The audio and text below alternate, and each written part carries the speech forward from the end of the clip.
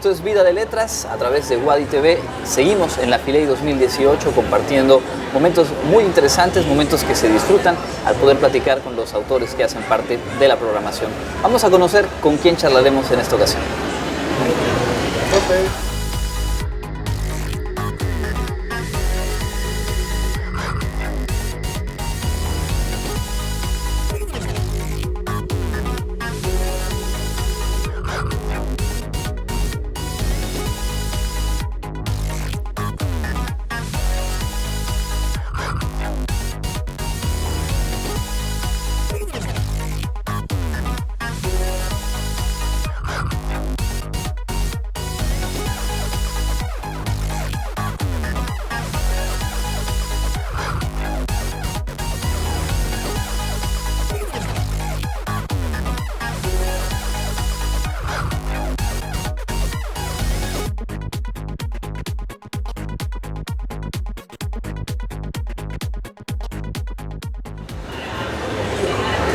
Bueno, pues con nosotros en Vida de Letras y nos da muchísimo gusto Javier Malpica. Bienvenido, gracias por estar aquí. No, gracias a ustedes por invitarme.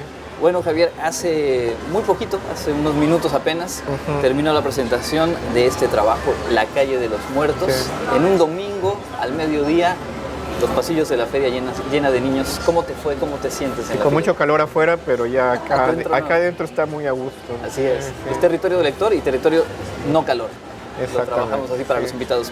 ¿Cómo te sientes en la Filey de vuelta? Muy a gusto. Es una feria que ha crecido mucho y que es muy profesional. O sea, a mí siempre me ha sorprendido lo bien organizados que están y el esfuerzo que hacen para que haya invitados internacionales y todo a la manera de las buenas ferias. Sí.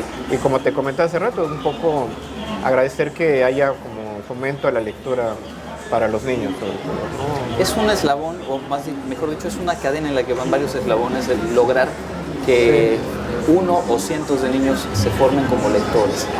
Ustedes, desde su espacio, hacen una labor importante. ¿Cómo ha sido para ti el trabajar escribiendo para niños?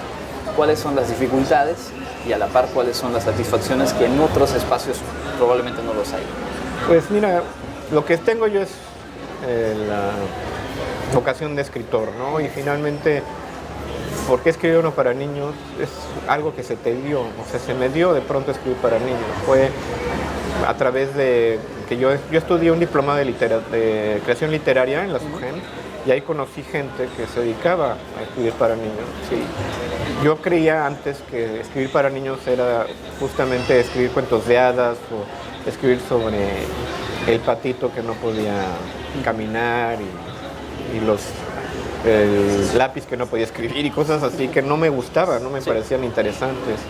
Pero cuando conocí realmente lo que era la literatura para niños, el de escribir sobre los niños, y narradores infantiles y eso me gustó, y en un momento de casi de ocio y de probar, empecé a escribir y me salió.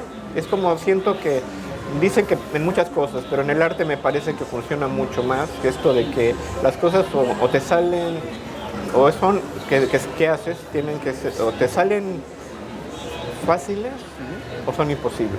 Sí.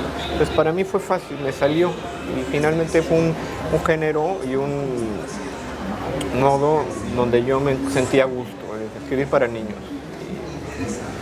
Y el teatro también es otro de los géneros que me funcionan. Y yo creo que me he sentido cómodo ahí, en estos dos puntos. También la poesía la he probado un poco, pero fundamentalmente las cosas o me salen para niños o teatro. Y así es. Hacia ahí se canaliza tu... Sí, la narrativa para adultos, por ejemplo, no me ha funcionado todavía. No ha habido nada todavía que yo quiera escribir para adultos en narrativa, que diga, es que esto es algo. Pero probablemente en otro momento de ocio, aparezca entonces esa en una de esas. Cuéntanos un poco, justo lo que mencionabas ahora, de las temáticas con las que uno suele relacionar la literatura infantil, pues es bastante distante a temas que tú has abordado, en los cuales pues planteas situaciones tan difíciles como a lo mejor la orfandad o la muerte, como en el caso de este libro, y ha sido, creo, un reto interesante y que ahora, bueno, con lo que nos compartes viene justamente de tu interés anterior a la escritura. ¿Cómo abordas estos temas?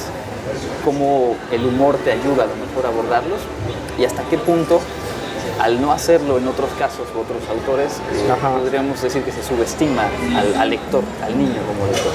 Pues fíjate, yo creo que también por eso escribo para niños, porque la literatura infantil al menos siente uno la confianza de usar el humor y la fantasía desbordada de algún modo. Entonces, son como dos herramientas que me permiten abordar a veces temas que a mí me afectan o que me parecen como importantes, al menos porque quieres decir algo al respecto. Sí. Tu inquietud es hablar, como decías tú, tal vez de la muerte, o tal vez en muchos casos yo he tocado el tema de la migración, temas sociales, ¿no? Por ejemplo, también de los feminicidios, yo lo he tocado para niños, listo para niños, o ya para adolescentes toqué el tema de la transexualidad y cosas así, pero siempre usando el humor como una manera estilística tal vez de sentirte que estás dando algo más, como no quisiera usar la palabra, pero como cierta originalidad, como... Claro. Como decir esto no lo he visto yo así, entonces lo quiero hacer yo así, ¿no? Y tal vez a algunos les guste verlo así, ¿no? Claro. No es por establecer distancia, pero sí como para tomarlo de una manera que sientas que estás comunicándote con algo más, ¿no? Claro. Y que además es totalmente auténtico, es como tú visualizas la posibilidad de abordar esos temas. Cuéntame una cosa, ¿cuál ha sido la respuesta? Sobre todo me imagino que en este tipo de encuentros con los lectores, en las presentaciones, en las charlas, tienes una retroalimentación de primerísima mano y tan honesta como los niños o los jóvenes que leen y que levantan la mano o que interpelan sin preocuparse mucho de lo que van a decir. Sí. ¿Qué te han dicho sobre estos temas? ¿Qué te han dicho sobre tu trabajo? Pues mira, lo que pasa, justo a nosotros como escritores nos llevan mucho a dar pláticas en las escuelas, ¿no? Por ejemplo, y hablar ante niños lectores y eso. Yo voy siempre a las escuelas con una condición, de que hayan leído mi libro o de que conozcan alguno de mis libros, porque es ahí donde ya sabes la respuesta de los niños y sus inquietudes, claro. Y es ahí donde realmente me doy cuenta de qué es lo que están pensando respecto a la literatura, respecto a ciertos temas, etcétera, ¿no? Y yo he visto, por ejemplo, he tenido la fortuna de que este libro lo han leído en algunas escuelas y he ido y he visto como que sí les llama la atención, ¿no? Que han tenido una buena respuesta. El problema de las presentaciones como la que acabo de tener es que no conoce la gente el libro, no puede opinar nada. Entonces, tú le presentas un libro como este que tiene la particularidad de que es un libro de misterio un poco. Entonces no puedes tampoco hablar mucho de él porque sería como arruinarlo, como spoilearlo con lo que se dice. Entonces no hay mucho que yo pueda decir de una presentación. Sí. En este caso, por ejemplo, vi que la gente estaba muy conectada con la idea de conocer lo que yo he hecho.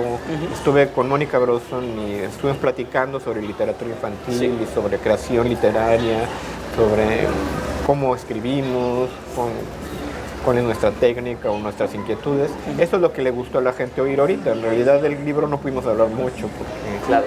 Y que es un libro en el que la muerte, ¿no? La aceptación de la muerte tiene un papel fundamental, pero donde es justamente un niño el que ayuda a su tío a superar esto.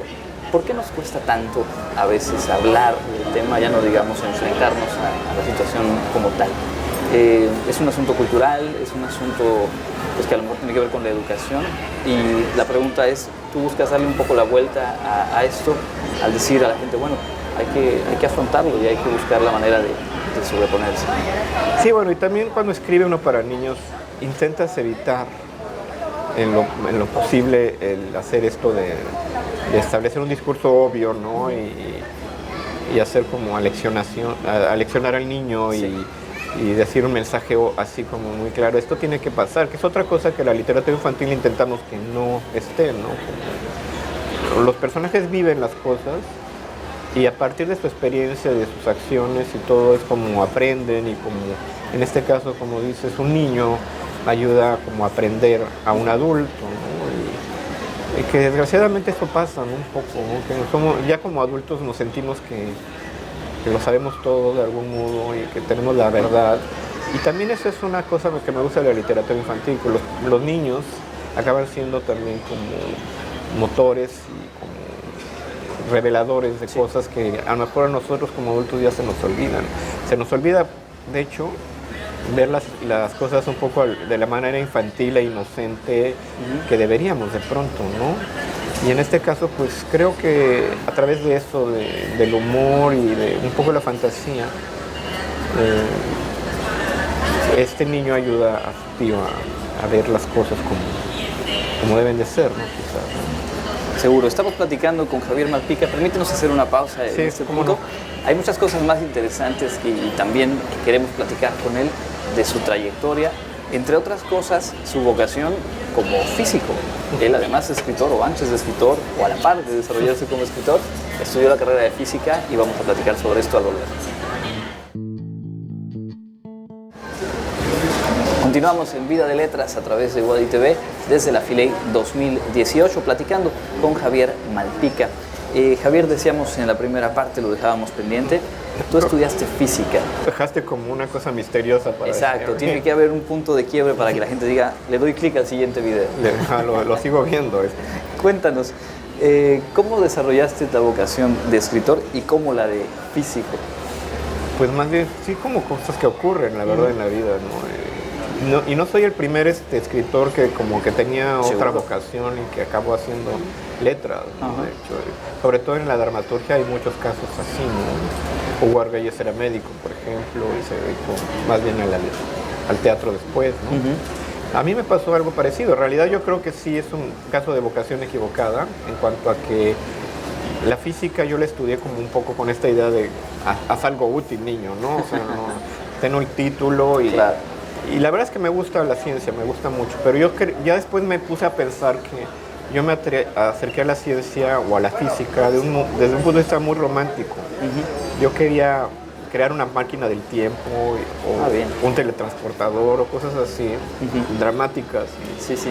Imaginativas, exacto. Entonces acabé por darme cuenta que esas cosas, ya estudiando y viendo, pues no, eso nos faltan siglos tal vez para lograr algo así, a lo mejor se logran, pero a un genio va a llegar y no soy yo. Y me di cuenta, bueno, realmente la física me gusta casi como ciencia ficción, como divulgación, como contar las cosas bonitas de la ciencia. Entonces, evidentemente acabé siendo más bien el que puede cambiar eso a través de la imaginación, o sea, con libros, aunque no tengo ninguna novela de ciencia ficción en realidad, pero vi que lo que me gusta es imaginar, imaginar mundos nuevos o lugares mejores, ¿no? Claro, las leyes de la física de pronto lo impedían de momento, sí, fíjate pero me ha ayudado la física para escribir porque te ayuda a tener una mente analítica de algún modo. A mí me gusta mucho, por ejemplo, escribir pensando en estructuras. Sí. En cambiar, no cantar todo como lineal de pronto, sino hacer como cambios y cuento primero esto, luego esto. Hay como... También, podría haber ciertos... Hay como métodos matemáticos de pronto. Podría haber fórmulas detrás de exactamente. Sí, por ejemplo, el mismo conflicto teatral, que es lo que mueve toda una novela y una obra de teatro, yo siempre lo explico a través casi de esto de la tercera ley de Newton, que son una fuerza contraria igual a la otra, así, o sea, toda acción provoca una reacción. Todo tiene que ver. Al final todo, la física está en todo. Está un poquito en todo, sí. Bueno, y otro de los aspectos que en tu trayectoria destacan, ya lo has abordado tangencialmente, es el teatro. ¿Cómo fue para ti el primer contacto con el teatro? ¿Y cómo ha ido desarrollándose, formando parte de tu vida? En el 87 escribes tu primera obra, La compañía Increciendo. Ahí lo tienes mucho más. Aquí tenemos algunas anotaciones. Te fuiste a la prehistoria, exacto. Pues hay que investigar un poco. Pero cuéntanos de esta parte más vivencial. ¿Cómo fue tu contacto con el teatro? Pues ahí sí fue también una cosa como descubrimiento con mi hermano. Acabamos ahí sí también cosas del azar, en un grupo de amigos haciendo obras de teatro, pero era montar obras de otros autores, ¿no? Sí. En este caso me acuerdo que montábamos obras de Casona En algún momento nuestro grupo creció tanto que ya no encontramos obras de teatro para tanta gente. Sí. Y se nos ocurrió, ¿no? ¿Por qué no hacemos una nosotros? Claro. Hicimos una obra grande donde todo el mundo tenía papel y ahí, a partir de ahí fue que nos dimos cuenta que podíamos escribir teatro y te vas enamorando de esto, del espectáculo. A mí el teatro me gusta mucho por eso, porque hay una comunicación directa con el espectador en el momento, ¿no? Claro. Hay un reto especial y además el teatro es vivo, entonces cada función es diferente a la otra, ¿no? Cada función es un reto y puede pasar otra cosa. Es inesperado de pronto, ¿no? Y con mi hermano, pues desde entonces escribí muchas obras juntos, creamos esta compañía que tú dices. Y luego ya nos separamos un poco tal vez porque las inquietudes personales pues sí son... Y cuéntanos, ahora que lo mencionabas y que también lo traemos por aquí pendiente, ¿cómo fue tu vínculo con tu hermano Antonio? Los ubicamos como escritores, como gente de arte, ambos también con vocaciones un poco más dentro de la ciencia, él entiendo en cosas de computación. Sí, también él. Pero además de música y bueno, ¿cómo era? Yo me pregunto, ¿cómo se vivía en tu casa? ¿Cómo se gestaron estas vocaciones en la convivencia, en lo cotidiano? ¿Y qué tanto se retroalimentaban ustedes en esa, no sé, adolescencia, juventud, compartiendo sus intereses? Sí, como te decía, yo creo que esto de la física fue justamente porque fue un error de vocación, porque mi hermano y yo desde niños jugábamos mucho a creación, o sea, creábamos historias todo el tiempo, jugábamos, siempre era jugar a los roles y a la fantasía, jugábamos con muñecos de acción y estas cosas, y en algún momento también, cuando teníamos 7, 8 años, escribíamos cómics, nosotros creamos nuestros propios personajes y cómics, entonces, yo creo que desde entonces yo ya te das cuenta que yo era escritor, siempre lo fui, pues, o sea, nada más que los cuentos que escribía, las cosas que hacía era como, para mí eran como un chiste, como una travesura incluso. Realmente él y yo vivíamos siempre en esta dinámica de creación y de creábamos cuentos y todo, y eso yo creo que nos motivó a llegar al teatro y luego llegar a más y a más, ¿no? Vas descubriendo otras cosas y te vas involucrando en otro tipo de géneros y así, pero todo era con la creación y con la fantasía, ¿no? Digamos. En mi casa, curiosamente, no había libros, muchos, y entonces nosotros como que también nos provocábamos a conseguirlos. No es que mis papás fueran así artistas, pero lo que sí tenían es que nos daban mucha libertad, entonces nos permitían hacer lo que quisiéramos, entonces eso también ayuda, ¿no? Indudablemente. Y otro de los aspectos que me encontré revisando un poco tu trayectoria es esta cercanía que has tenido con el radiodrama, ¿no? Impartiendo a lo mejor algunos talleres. Y a mí en lo personal la radio me fascina y creo que hay un vínculo y hay un enorme potencial cuando se combina la radio con la literatura, con el teatro, con la actuación. ¿Qué nos podrías decir sobre esto y hasta qué punto crees que hoy por hoy en los medios de comunicación hay espacio para la literatura y para fomentar ese interés por la literatura? Pues sí, mira, gracias. Yo estudié en la Escuela de Creación Literaria de la SOGEM, que ahí fue donde yo conocí a la gente adecuada para, creo que lo mencionó, ¿no? Pero para crear, y ahí también conocí el oficio, ¿no? De los guiones, sobre todo para radio y para televisión y para cine, y bueno, a todo le he entrado yo de algún modo, ¿no? Esto del radio, por ejemplo, fue muy curioso que nos invitaron a dar unos talleres de creación de radionovelas para las comunidades indígenas. Sí. Y dimos esos talleres y produjimos los proyectos, bueno, los dramas que crearon ellos mismos.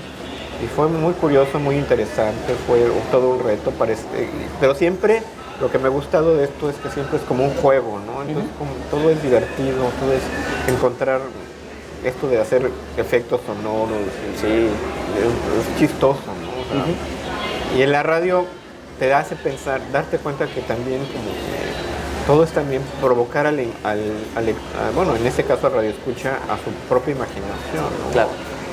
Usas recursos, pero no le das todo, sino que lo provocas, ¿no? Eso es lo que aprendieron ellos también de sus radiodramas, Y lo mismo pasa con los medios o los otros medios, la televisión. Yo creo que siempre van a existir como apoyo. Son recursos para lograr que los creadores, porque las historias siempre nos van a gustar desde que éramos cavernarios y nos sentamos en la fogata y contamos cosas. Eso no se va a acabar. El ser humano siempre se va a contar historias, siempre va a provocarse a ficcionar, ¿no? Tal vez con la intención de cambiar el mundo, de imaginar uno mejor, ¿no? Y los recursos que dan los medios, la televisión, ahorita el internet, y ya la gente, por ejemplo, ya con una cámara de celular ya puede crear sus propios películas o cortos, ¿no? Y ahí están los soportes que lo permiten. Y eso son como recursos, siempre van a estar ahí como apoyando, ¿no? Yo creo, y espero que ninguno se acabe, la verdad. O sea, seguro. Ya no se oyen esto de las radionovelas, por ejemplo, mucho, pero de pronto hay cosas que sorprenden, ¿no? Seguro. Y por lo pronto en ese tipo de talleres pues se siembra un poco la semilla para que de pronto surja, quién sabe. Sí, que no hay que olvidarnos que hay todavía muchos lugares donde no hay internet o no hay televisión, claro. Y la gente se tiene que comunicar de otro modo. Y ahí está justo el trabajo de la radio. Te queremos agradecer muchísimo este tiempo compartido y al cierre de estas charlas en esta Filey 2018 estamos abordando algo que ya lo estuvimos tocando en las respuestas anteriores, pero que vale la pena puntualizar en torno a la imaginación. Esta Filey que toma como lema, imagínate que te imagino, y te preguntaría cómo es tu relación con la imaginación y cómo mantenerla viva, cómo mantenernos o no olvidarnos de ella, aun cuando no nos dediquemos a un trabajo aparentemente creativo. Pues justo estábamos platicando de eso hace rato, de que hay que no olvidarnos nunca que la lectura, por ejemplo, tiene un valor lúdico también, o sea que leer también es divertido y que tomar la ficción y la fantasía son cosas necesarias también para el ser humano. Eso es lo que más provoca a que uno tenga la imaginación abierta y amplia. No pensar que sí es muy bueno que los libros sean útiles, ¿no? Que haya libros científicos, que haya libros que nos aportan conocimiento. Libros de física, por ejemplo. Ajá. Pero también olvidarnos que los libros también son una parte importante de mantener el lado poético, el querer cambiar las cosas, el querer provocarnos, ¿no? Y digo, no se trata de que todo el mundo sea escritor de pronto, ¿no? Habrá quienes no, pero yo creo que todos sí tenemos la capacidad de gozar de una buena historia y de la imaginación del otro, ¿no? Sí. Ya sea por el cine o por la tele o por otros recursos, pero los libros siempre van a ser el origen de todo, ¿no? Sí. Es lo primero que se le enseña a los guionistas, ¿no? Que eso que están viendo en las pantallas se escribió en papel, ¿no? Antes que otra cosa. Entonces, fomentar siempre el gusto por la lectura, ¿no? Eso es lo que yo esperaría, que toda la gente que viene aquí se vaya con el amor a los libros. Seguramente que sí, muchos de ellos ya vienen con ese amor a los libros, muchos se descubren aquí esa pasión por la lectura, y es a través de trabajos como los tuyos pues que nos podemos enganchar. Javier Malpica, muchísimas gracias. Pues muchas gracias a ustedes por la invitación, ¿no? Y bueno, esto fue Vida de Letras, tenemos todavía mucho más por compartir en esta Filey 2018, así que sigan al pendiente a través de nuestros canales y nos vemos la próxima.